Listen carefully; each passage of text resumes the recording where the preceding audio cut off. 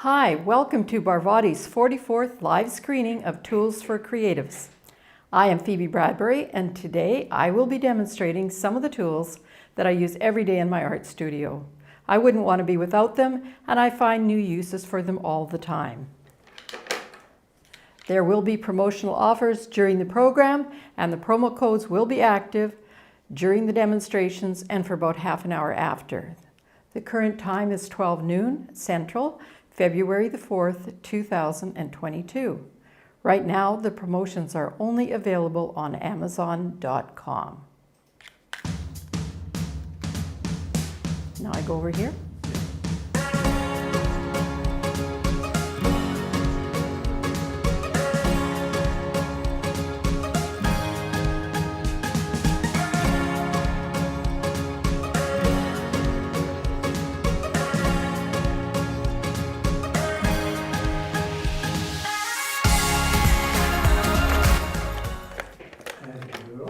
Okay, I'm going to start by showing you some of the work produced during this show. This is almost a doodle, but then when I looked at it, I realized I really liked it. And it's done with Payne's Gray, and it's done on freezer paper. And I use freezer paper a lot in these demonstrations because it's very slick on one side, and so I can do a lot of quick work, and the other side is white so that it's opaque. It's very inexpensive. The problem with freezer paper is that when you do something you like, it's not archival, so you have to then digitize it. So that's the first one. Okay, this is just a cover. We'll put it, yeah, that's good, like that. So this is a little thing I did. I thought you might be interested in it. I haven't shown it for a while now. I'm just going to focus on it, and I'm going to bring it in. Oops, I'm going to bring it in first, and then I'm going to focus on it. Is it showing? Yeah, it is showing. Okay, so this is just playing with these tools. I've just shown you some of them here, playing and doodling, and then this is what I call my secret message painting, and it's kind of suitable for Valentine's Day coming up, I suppose. Maybe not this one, because it says, if you read it, I cannot love you, and sort of leaves it blank. So you could put any more, or I cannot love you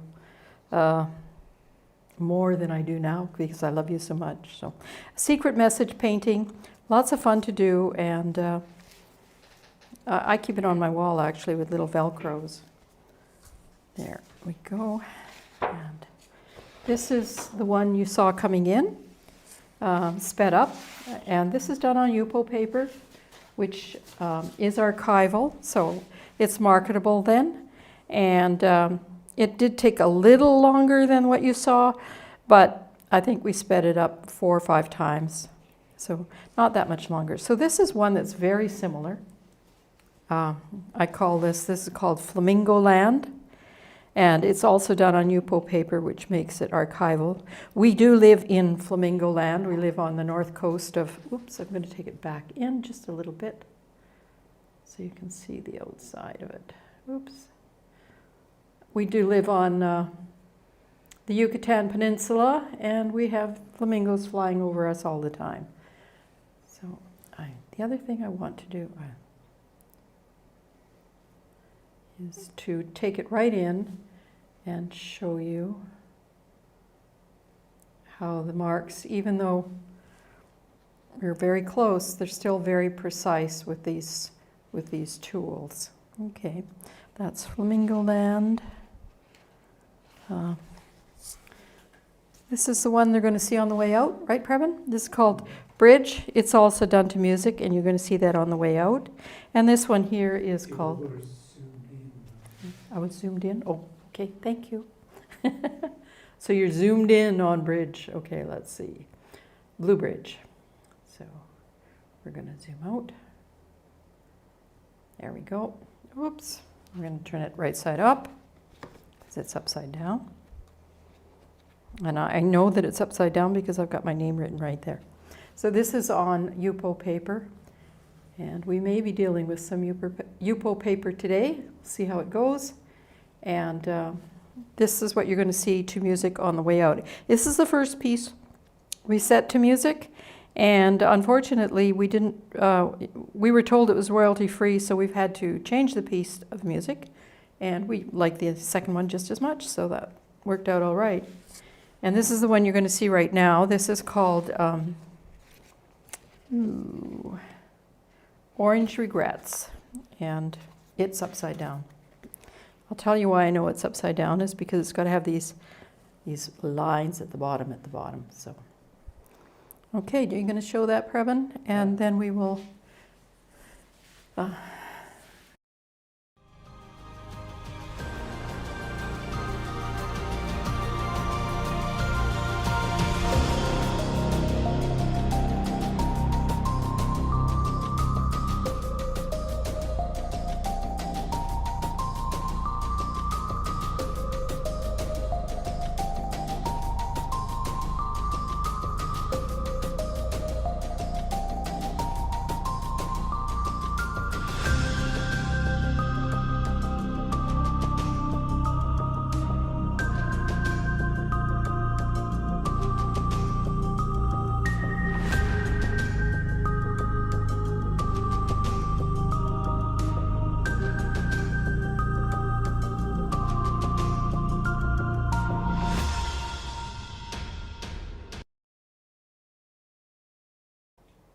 Is it me again? You are back on? What do I do now? Oh, introduce Sandy Welsh? Yeah. Okay. Is that right? Is that what I do now? Oh, no. I have to show the products. Right, Previn? So just to go over quickly with you what the tools were that we used in these. This is the 3-inch modeler. Oops. And am I in focus? And am I on the right zoom? Here we go. Focus again. Okay. This is the 3-inch modeler, the 2.5, the 2, the 1.5, and the 1. And I have here also our shaper sets. And we have some arriving very shortly in the Amazon warehouse, and unfortunately I only have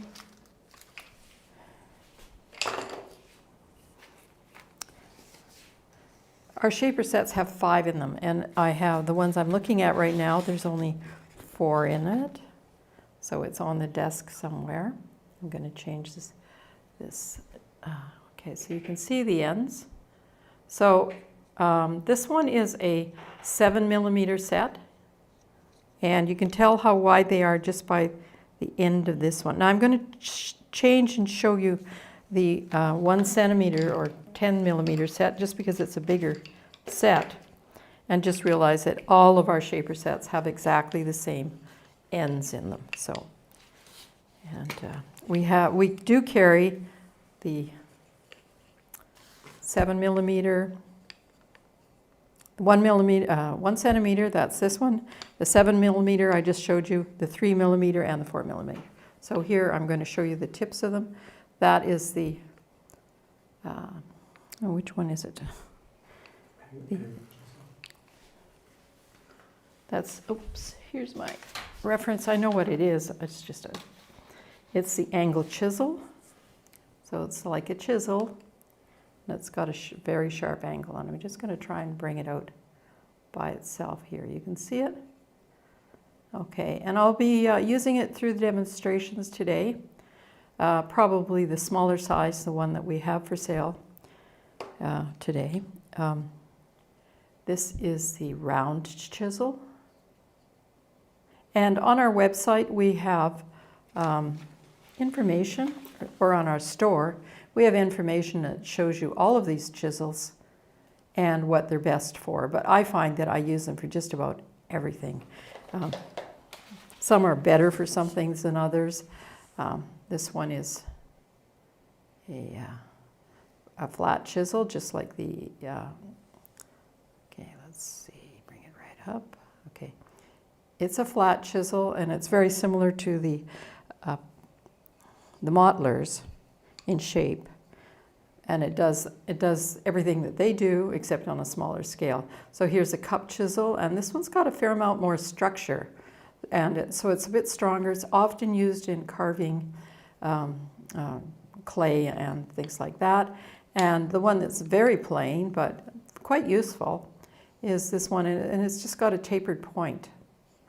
And all of the 5 sets have those, all of the 4 sets have these 5 elements, and you buy them as a set. So that's the 1 centimeter or 10 millimeters. This is the 7 millimeters, and here I have a set of, unfortunately, and I'm showing these every day, they sometimes go missing. So this shows, oops, that shows 4 once again, but there are 5 of them. And these are 3 millimeters. They're very, very tiny. And I use these for carving really miniature type of clay figurines and stuff. I sometimes buy the clay sets, and you get molds, and then you can, you still have to finish them off and round the edges and things, and these are perfect for that, especially very delicate ones. So that's the sets. Now I just want to go a little bit more over these ones just to show you what I like about them. So this is a medium firm, all our stuff is a medium firm silicone, and it wipes up very cleanly. I don't use water when I'm using these. What I do is I use damp cloths. So if I get a bunch of paint on this and I need to have it cleaned right away, I just wipe it off with a damp cloth. Okay, and medium firm, very flexible. The action part is this very sharp point along here, and that sharp and straight. That's why it's so perfect for making so many marks. And you might think, oh, sharp and straight, that's kind of boring. But because it has that, and then the ability to be flexible, there's a huge number of marks you can make with just one of these very boring looking tools. And I probably wouldn't have discovered how many marks I could make if I wasn't doing these demonstrations, because I get to practice every day. So that's the 3-inch, which is our largest, the 2.5, the 2, the 1.5, and the 1. And the other thing I want to show you specifically is that, so the side, looking at the side of them, you can see that the silicone blade is exactly the same in the smallest tool as it is in the large. There's no skimping on because of size on the different tools. They have a very dense plastic handle. It feels and looks like wood, but then I noticed that little seam of plastic. It's heavy, and they don't split, so they don't behave like wood. I do have one here that I've had for a long time, and it is wooden, and I can see, let's see if I can show you. There's a little bit of, the wood is splitting on it and cracking. So it's not actually, well, it actually is fair to compare them, because most of mine I've had for just about as long a time. The other thing that I've noticed about this one is that the silicone is starting to harden. It's a little brittle, and of course it shows a fair amount of rust. But these are excellent products for doing all kinds of things. And the other thing I should show you is that I often modify the ends to make more interesting tools. As you can see here, I've cut little teeth into this, and I will show you something a painting I can make with this, because I've cut those teeth into it. So I'll show you that later. And to wash, very simple. Damp rag. I don't keep water on my table. There's no reason why you can't keep water. I'm not that careful, and I always usually end up spilling it or something. And the other thing is, you can use them with oils and oil-based paints, and do cold wax, and the other things that use the solvents. But you must always rinse the solvent off, because the blades will soften in the solvents and get thinner and start to ripple. So just simply rinse them off several times. Like as you're using them, don't let them sit in the solvents, and then never leave them sitting in solvents, and they'll be just fine. So is that where I am now? Okay, now I'd like to introduce Sandy Welsh. Let's just see.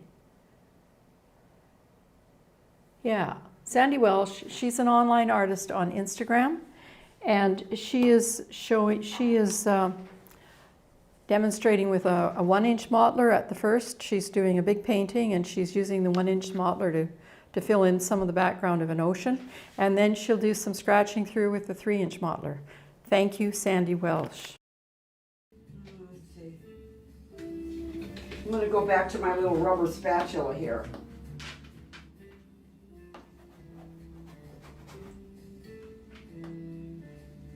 She had that big ball of dark.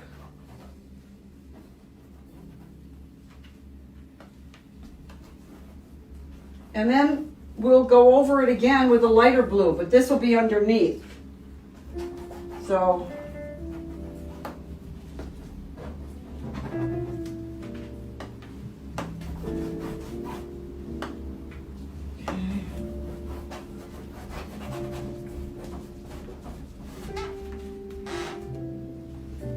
are we getting to look like this ocean? See?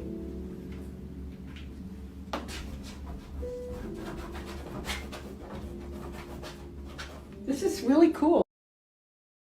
Where do you get them? Oh, I ordered them from Amazon. They look like, where's my big one? I think they're called shapers. I got 2 of them. I got the bigger one. They're not expensive either. I got this one. I think if you just put in paint shapers, this will come up. They're nice, and you can use the tips if you want to sort of scratch out. Yeah, they had a couple different sizes, but I like them. It's the first time I've started using them.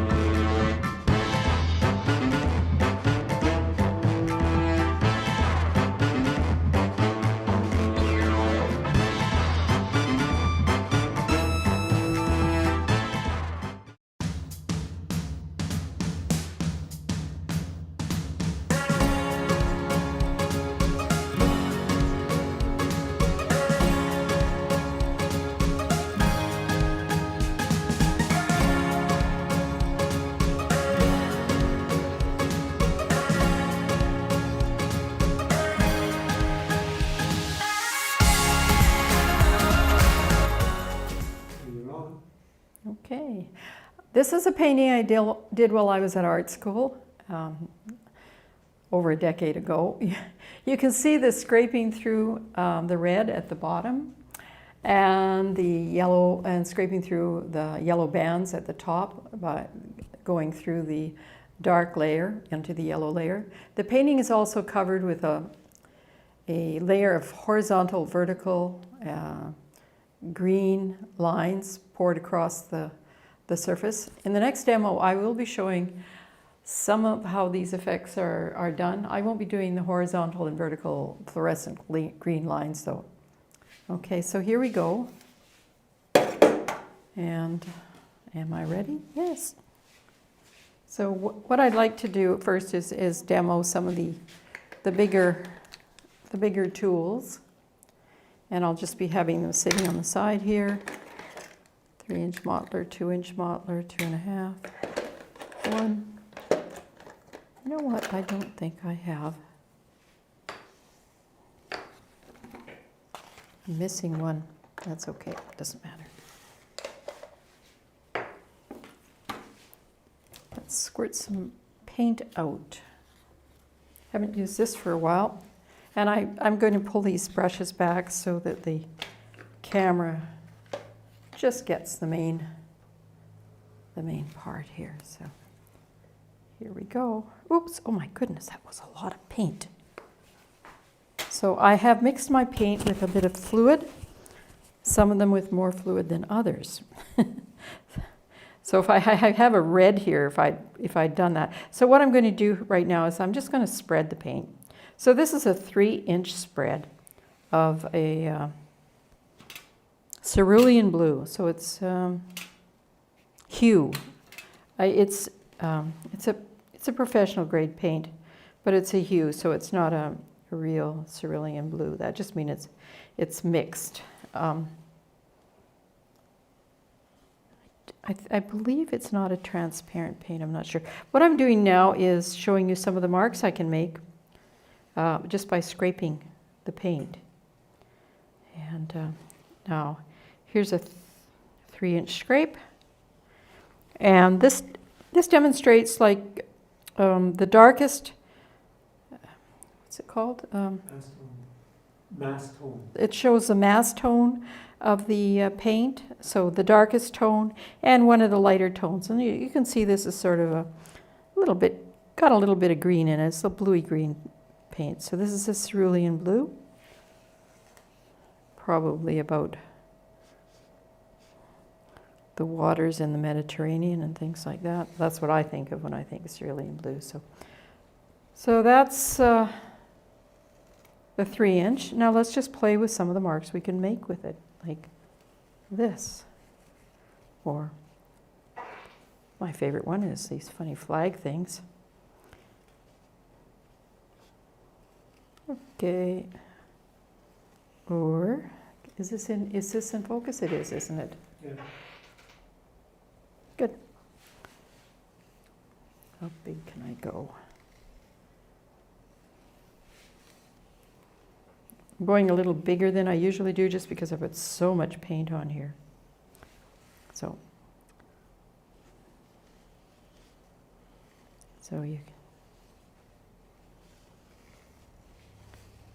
you can make big, wide marks on this depending on how big a piece you have. As you can see, I'm reaching the edge of the paper.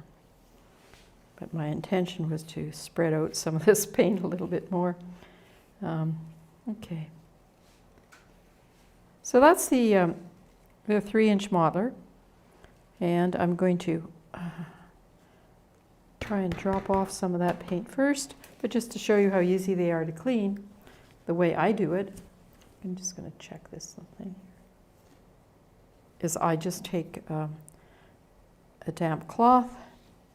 I clean the cloths out, or I rinse them out and get the paint out of them every night. It's usually pretty easy with acrylic paints. You just put them in a pail of water, and then I have enough. I throw them through the wash.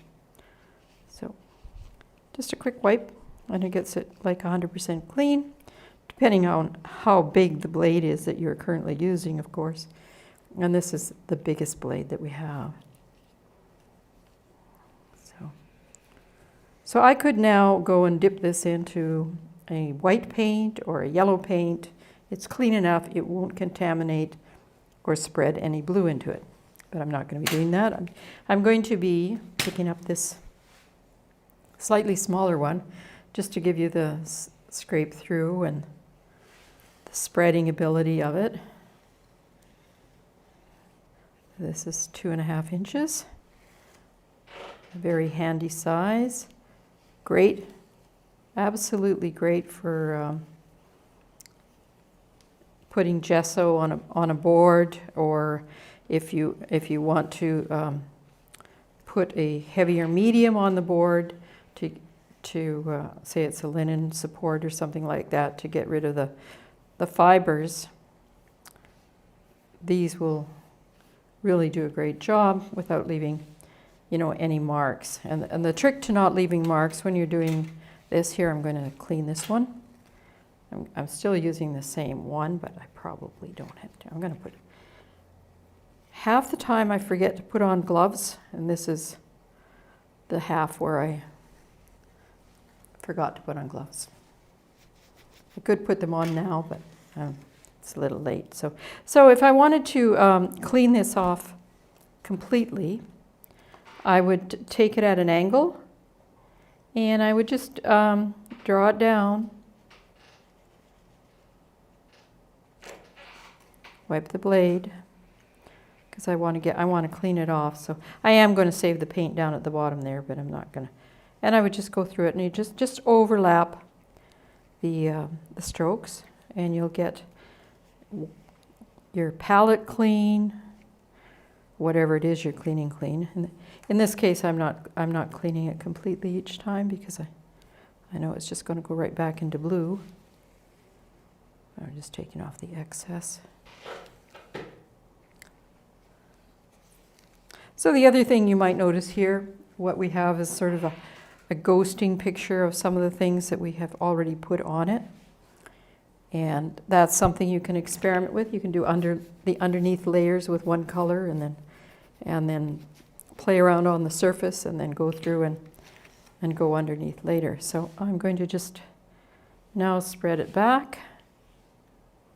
So when you're spreading, it's almost just like letting, if you've got enough paint, I just lay it on the surface, and it fills in the thing. It spreads very evenly. I am getting better at maintaining the exact right level of force to get a big piece covered. So here's the 2-inch. Whoops. Where did it go? 2-inch. Once again, mass tone and back tone. I can use it to make little boxes. I can make overlapping boxes. And some of my boxes might be interesting because they have something interesting behind them. So this sort of meditative play can be a lot of fun, just to play around like that. So that's the 2-inch, and I only have a brand new 1.5 inch. Where is it? I think that's the 1.5. Oh, that's the 2-inch. That's the 1.5. So this is the 1.5 inch here, and we're just going to show you the difference in size. A little bit smaller. So I'm going kind of backwards. If I was doing a painting that was receding far away, I should actually put the small ones at the back, and as we come closer, put bigger and bigger ones. We can play that. We can play with that in a minute. So, and this is the 1 inch. And this is our most, it's the one people usually start with, and then they come and get the other ones because they are so much fun. So I'm going to just go over this again. And I'll do the basket thing real quick, just so. I like to do it because if people haven't seen it, are new to the show, it just takes a minute to show. Okay. This time I am going to use something different a little bit, just to see what happens. For those of us who have watched this many times, I'm just going to see what happens if I spread it one way with a bit of gold and then go the other way with, I could do silver, I suppose, I don't know, but I'm just going to make parallel lines that have sort of a goldy edge. And you'll notice that I'm not that good at it, so I sort of run out at the bottom. I'm getting better. So if I push a little harder at the top and spread it a little looser at the bottom. And I could also have done it from the other direction. So that's going that way. And I thought I would, instead of going across with exactly the same one, I'd go across with the, is this the 1 centimeter? I think so. I'm going to go across with the 1 centimeter one here. Can you see it? Okay, let's go. We'll go over and under, over and under. And then we're going to go under and over and under. So this is a little more delicate than what we usually do, because we usually do it with a, oops, I just wiped it off with my glove. Okay, let's try this one. Over. So we have a more delicate basket here than we usually do. Okay. Did I do that wrong? No, I did it right. I get about this far and then I'm going, did I do that right? No, I'm not sure. So I'm just going to continue with this just to see what happens. See if it changes the look of it. So it's a much bigger baskety look. And if you wanted to do this perfectly, so it was a, a picture or something like that. And I'm going to show you one that I did recently. It's a work in progress, and we've been fooling around with it.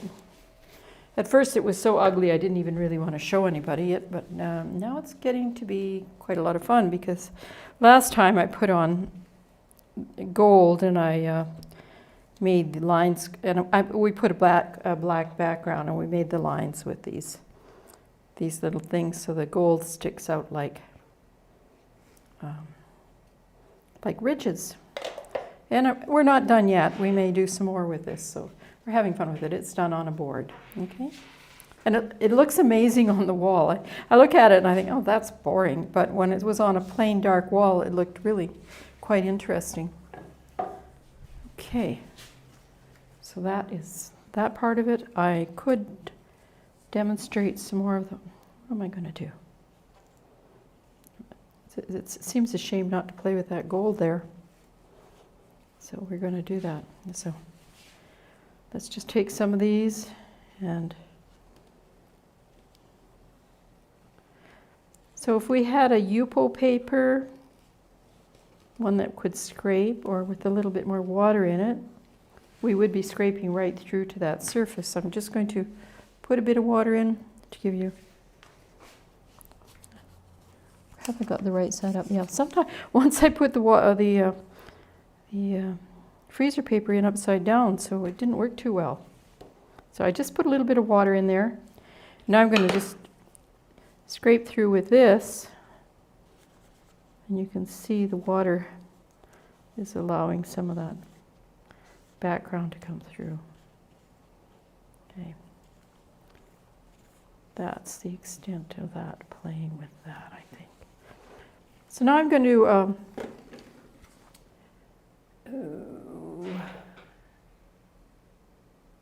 what am I going to do? We're going to watch a video of green on freezer paper. Is that the 2-inch on freezer paper? 1 inch. That's the 1-inch on freezer paper, just to show you what you can do with the 1-inch when you're just playing around on freezer paper. And I think after that we're going to, Previn's going to show you another video about how they're being used, and then I'll be doing a is that where we do Julie? Mhm. Okay, I thought I was, okay. Okay, we're going to do the video with the 1-inch. Here it is. This is the 1-inch. How did they get so mixed up here? That was supposed to be my painting video. Can I go to Yupo right away, or?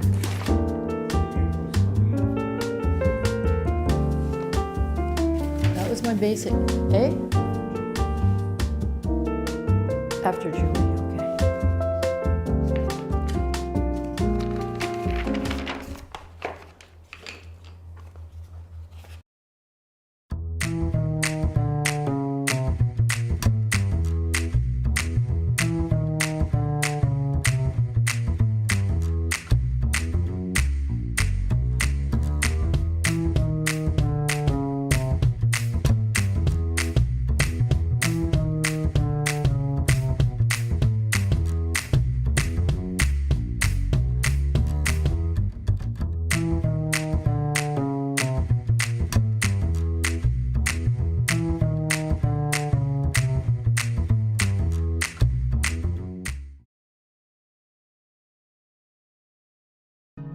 All of these products are paid for by me. I am not receiving any paid sponsorship for any of these mentions. Next up, from Barvotti.com are these rubber scraping brushes. I really like these to add texture and to smooth paint on my surface. They come in a variety of sizes. These two are my most favorite tools right now.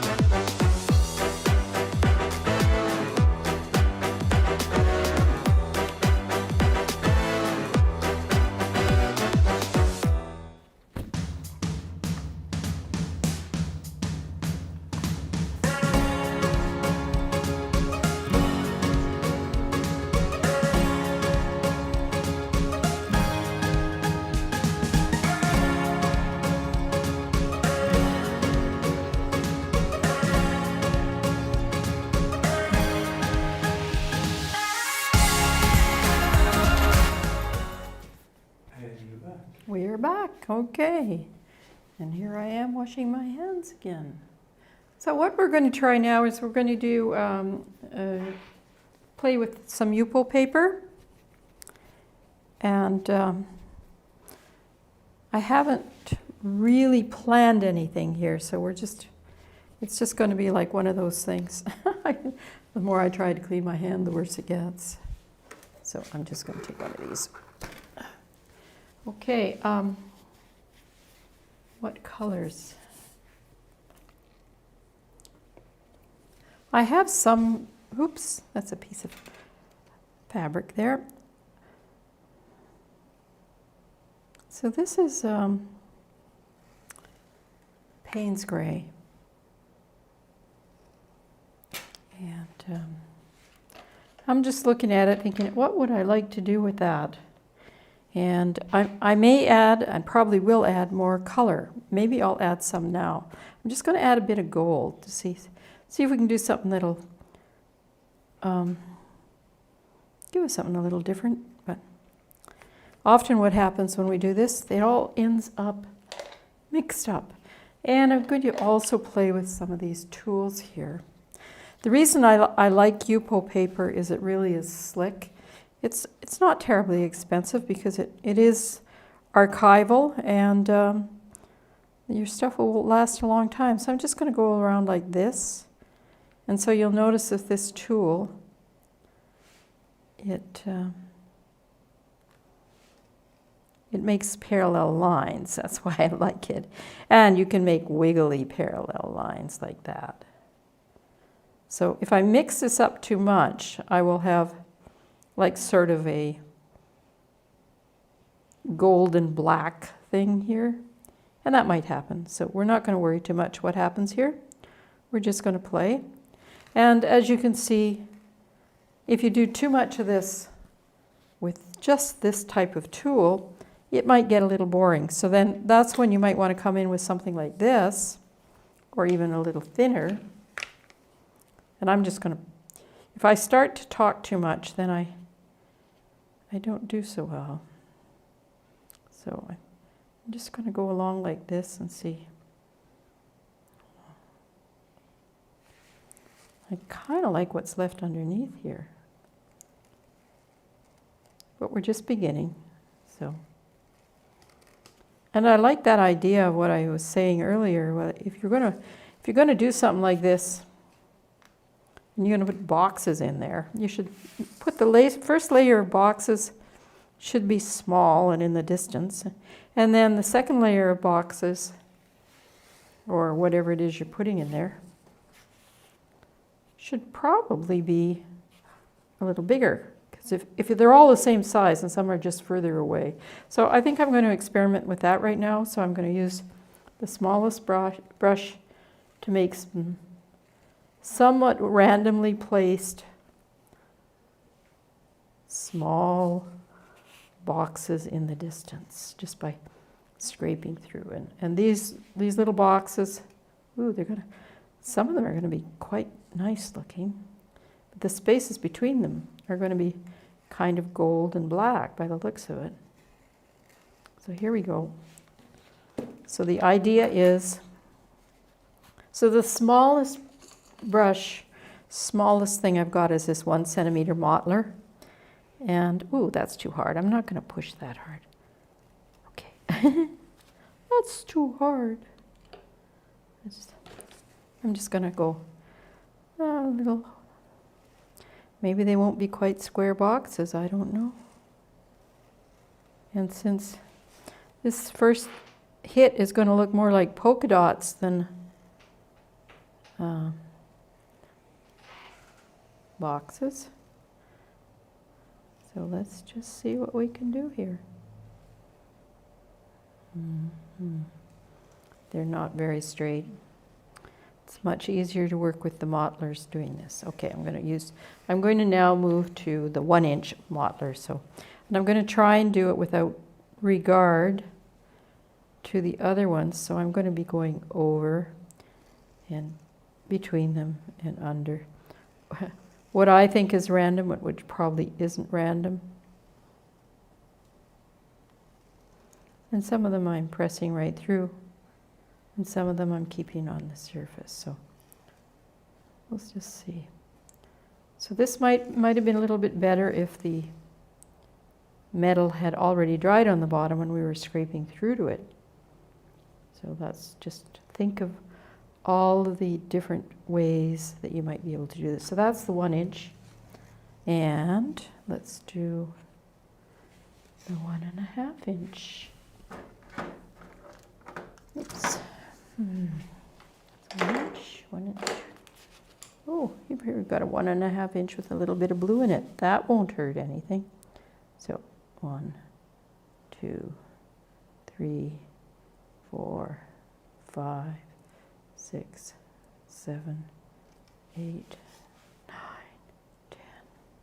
So I'm not so sure that this is the most interesting thing to do with this. So let's start with, that's the 1.5-inch.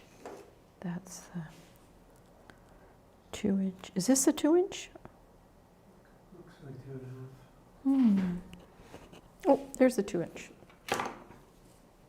That's a 2-inch, okay. That's a 2-inch. Ooh, look at those. Those are. So what I'm starting to see is my big ones are closer. I hardly have any small ones left because I'm using up the space. And then my next biggest one is my really big ones. So we're going to make, well, we're not, I'm not going to make these ones boxes because they're too big. So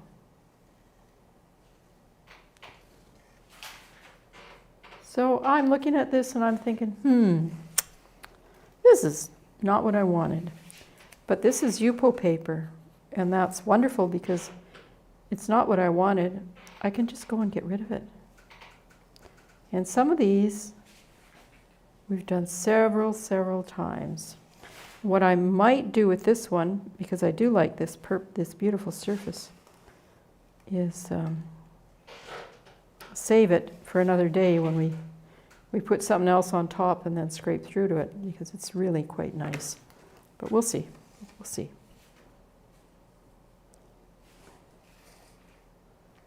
Okay. So I'm just wiggling it just a tiny bit. So I'm sort of doing the opposite of trying to get no lines, but I don't want to scrape through, because with the Yupo paper, when everything is so wet like this, I'll just scrape the whole surface right off, and I'll be starting off with something new, which we've done a couple of times, but I do kind of like this sort of bronzy. So let's just see what happens if we make a mark. We can pretend we're...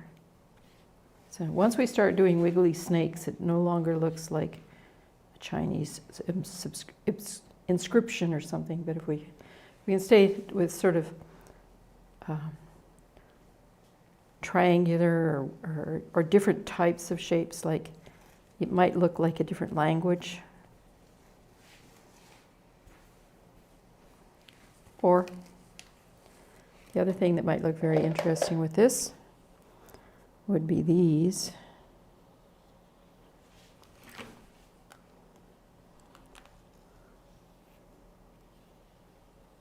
Now, this is not one of the better ones. Let's try the good one.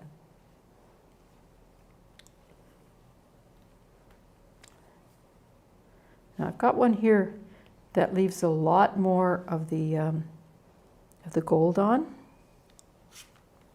or the paint on, and that's the one we designed especially to do that. I don't think I have time to talk about that today, but I might be able to talk about it a little bit. So this particular one, oh, there, yeah. See, the way, if you look at the tooths, or the teeth, I get that, it's not tooths, no. If you look at the way I've made the teeth, they are very small, they come to sharp points, but those are all along the same size. So it leaves a lot of space for the paint to flow through. And the little marks between are going to be quite small. So here I am moving around here. So you're going to see a difference in the type of mark this makes and the type of mark this makes. See? Ooh. So we can do this, and we can swirl around. And because we have, oops, I don't like that sort of squarey thing there. So let's just go around and around and around. So what are we going to do with this? Now it's gone too much the other way. So this is where we might come in again and play with these things. We could even add more bits of gold if we wanted to, just to sort of... Now, the gold, when it first comes out, is a bit creamy, and when it dries, it becomes brilliant, because the creamy stuff goes clear. So, okay.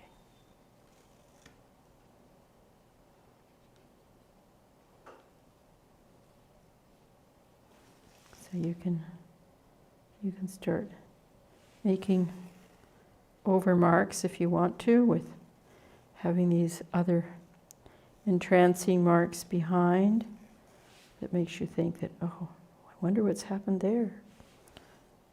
What is this about? So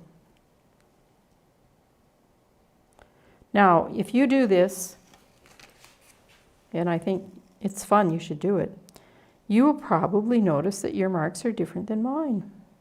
And everybody makes different marks. But if you just let yourself be free and enjoy your marks, you will eventually come to accept them and like them.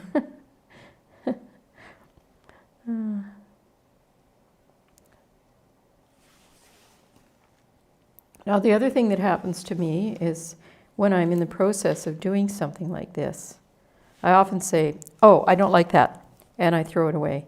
And what I've learned to do is, first of all, is do not fiddle too much. Pick it up and look at it and say, that's acceptable. I'm not going to continue on and make a mess. Don't really like this big block right in the middle there, but I'm going to just say that's okay. And I'm going to set it aside, because if I keep going, it'll lose its freshness. And there's a very good chance I might like it tomorrow a lot more than I like it today. Right now, I like the dark bronze on the background, and I like the brighter gold on the foreground. And I like to look through this sort of grid on the surface. I'm very much a grid painter. I like grids. The grid on the surface to see the swirling things behind. So I had fun with this. I hope you did too. Okay.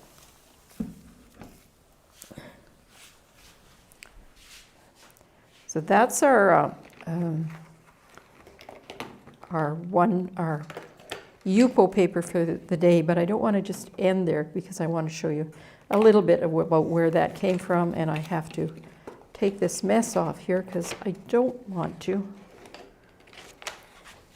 mess the painting I do like. So.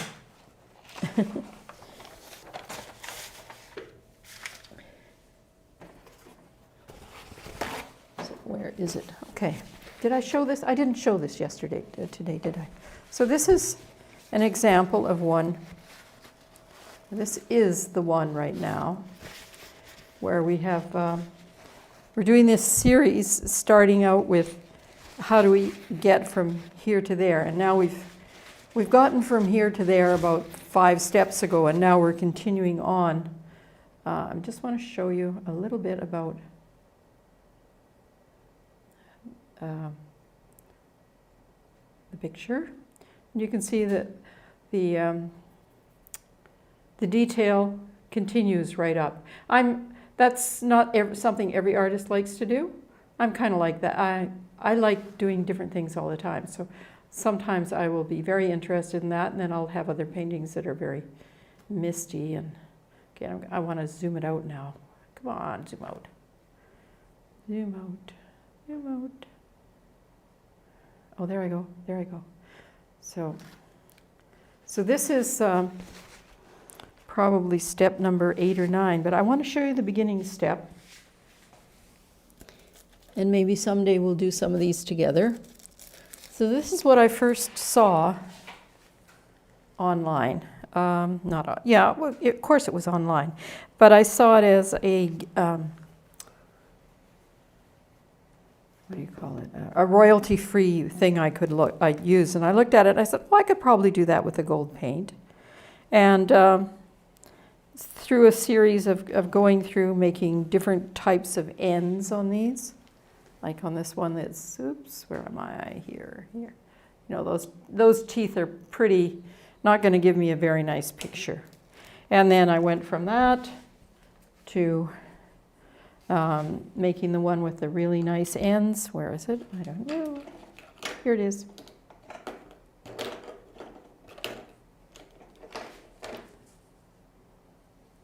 So you can see that's the one that lets a lot of gold. It's a little dirty right now.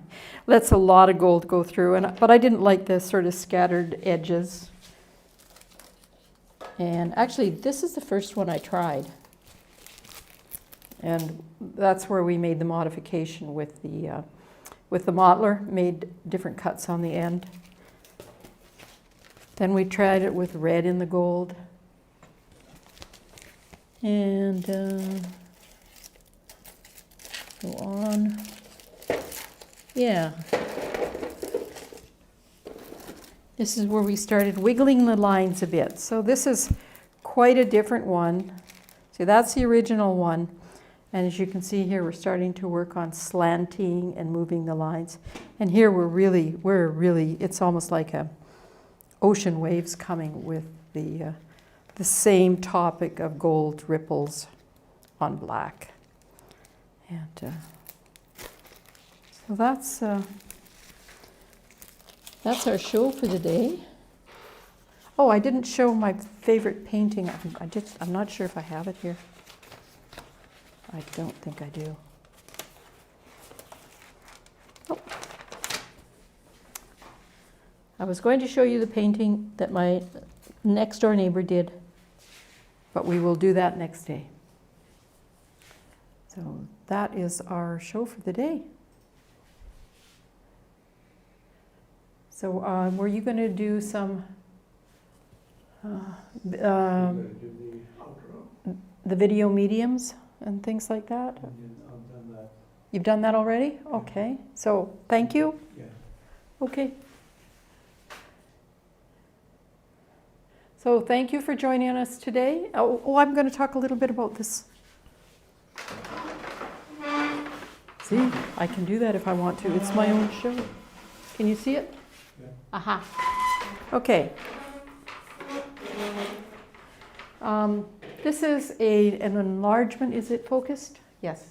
This is an enlargement of a very small poured painting. I don't have the painting here because I've misplaced it, but the painting was originally about this size.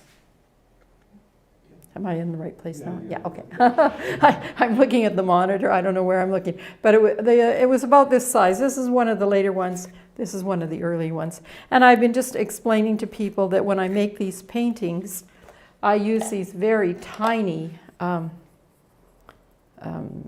shapers. Yeah, the little ones with the pointy ends. So when it's this size, because it comes from one this size, and it's just, the paint is still flowing, but it's just starting to sit in one place. And then I go through and I pull out the areas I want to. I can always look at one and see where I've made the marks because they're marks that are not the same as the flow marks. They're different. So on this big one, which I basically call my devil or hell painting, because if you look at it, there's just hundreds of little devils in here. And you may not see them at first, but it just amazes me. But so this part here, I would have pulled out there, and then I would have dumped this in the red part and pulled it out so that all of these lines, which when you're doing a poured painting with good quality paints, the difference in the lines, it's molecular. And the, what do you call it when you can make it bigger? You can make this almost infinitely huge because the lines are actually the difference between the molecular sizes of the different bits of paint. So that's why they look so, if they're done in this way, they will have that kind of resolution. I guess it's a molecular resolution. So all these lines, I don't know, I didn't put all the lines in here. I just put the main ones, and then that caused changes in the movement that resulted in the other change. Oh, there's a little devil right there. See, he's just got these two eyes and these big lips. Now, he might not be a devil, he might be something else, but and I counted 9 one day. But so, and these are, the thing about a poured painting like that is that you don't really enjoy them until you make them large, I find. I still enjoy them, but it's sort of like looking at I don't know, one of those painted eggs or something. Okay, so I'm going to say thank you for joining us today. Thank you for listening to me. And if you're interested in doing something like this, I was just about ready to do a mini poured painting to get me back into it today, but I think I'm definitely going to wait. But I'll probably do it on Monday. So please come and visit us on Monday. We are here every Monday, Wednesday, and Friday at noon Central to do demonstrations, answer your questions, and try your suggestions. I'm looking forward to seeing you on Monday. Let's see. I'm going to go back to my little rubber spatula here.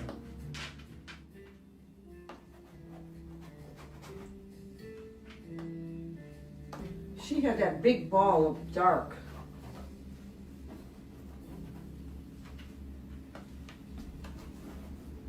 And then we'll go over it again with a lighter blue, but this will be underneath.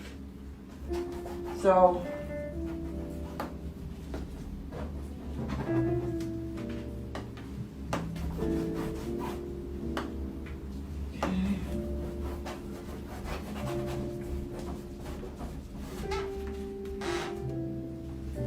are we getting to look like this ocean? See?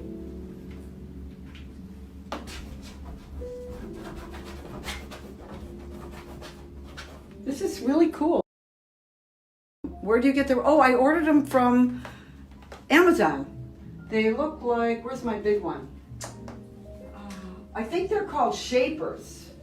I got two of them. I got the bigger one. They're not expensive either. I got this one. I think if you just put in paint shapers, this will come up. They're not, and you can use the tips if you want to sort of scratch out. Yeah, they had a couple different sizes, but I like them. It's the first time I've started using them. All of these products are paid for by me. I am not receiving any paid sponsorship for any of these mentions. Next up, from Barvotti.com are these rubber scraping brushes. I really like these to add texture and to smooth paint on my surface. They come in a variety of sizes. These two are my most favorite tools right now.